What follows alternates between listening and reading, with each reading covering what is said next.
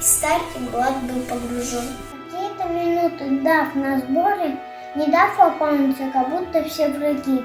Не разобрав, больной ты или здоровый, под дулом автоматов повели. Под хохот, шепот, крики, кривотолки шли люди словно в страшном сне. Прижав к груди детей, котомки и устремив глаза к земле. В тот день смешались слезы и проклятия. Отчаяние сменило боль и страх.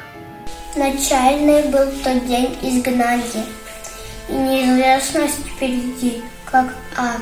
И посидели те тазены, молились молча старики. Отцы-то были все на фронте, 4-й год воюют по рынке. Какое преступление совершили больные старики и малыши?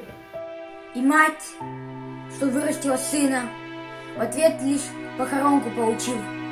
За что судьба послала наказание и молча совершила приговор? И обрекла на долгое изгнание народ, как будто он преступник или вор.